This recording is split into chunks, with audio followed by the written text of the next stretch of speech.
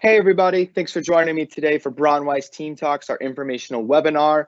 Today's webinar is going to be on project management and project management specifically at BraunWeiss. Let's get into the quick agenda. Today we're going to be talking about just an overview of what is project management, how it is different than regular management, project management methodologies in terms of Waterfall versus Agile, standard documents and deliverables. So what do you have to deliver to your clients?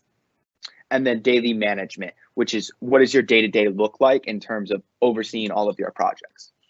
So what is project management?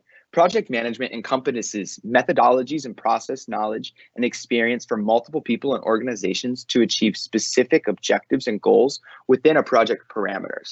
So that can be a lot to think about when you don't even know what most of this means. So what is project management on a dummies level? Project management is just going to be the delegation of a specific business goal in terms of making it into a project. So that means, let's say a client or a business is looking to revamp their current business processes for their financials, or convert their entire process onto the digital stream. So how would they start that? They would decide, what are their goals? So their goals could be, redesigning their current website and getting a client portal put online so that way they can communicate with all their clients directly from their website. So that would be their goal. So then what they would do is they would get a group of people who could implement this goal. You would have technical teams, and then you would have, management teams to oversee that deliverable.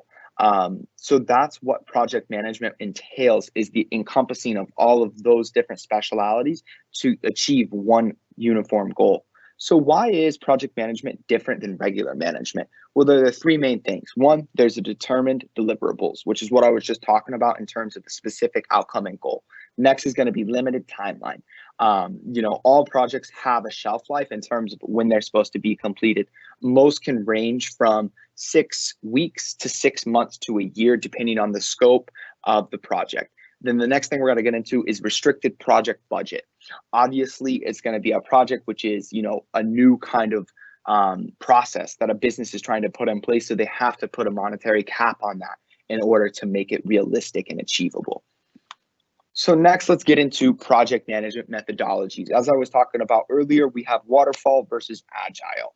Let's think about it like this. Waterfall is kind of like building a house. It's a model that breaks down project activities into linear sequential phases. So that means you would build the foundation before you would paint the walls. Because each phase in Waterfall determines on the deliverables from the previous phase. So we can't build, a door without having the foundation, the cement, all of that laid. Otherwise, it would just kind of fall down. The next phase the next methodology is Agile. Agile is a model that breaks down project demands and solutions throughout collaboration efforts from a cross-functional team. So what this means is it's kind of like painting a wall. It doesn't matter if you start at the corner or if you start down at the bottom. The end result is going to be the wall is painted. So it doesn't really matter where you start. That's the difference between Agile and Waterfall. They both achieve, project outcomes, but it depends on the project scope on which one you would use. Next, let's get into just some standard documents and deliverables. This is kind of just for your information so you can know what you would need to provide to your client, throughout the beginning of each project from start to finish. The first thing you're going to have to do is project scope and project charter. That's just laying out, what this project entails in terms of, exactly what we're going to be doing and, how that's going to be delivered. The next is going to be the project timeline and plan. This goes right in hand with scope. If we say, we're going to deliver a new processes for you, we need to lay that out in the scope or in a timeline, week 1, week 2, week 3, and the deliverables with it each, and then, the approval rates and everything like that. And then if we're working in Agile, we would have a work breakdown structure, which just shows, who's going to be working on which part of the project, what are their expected deadlines, and kind of, what is their hard results going to be looking like.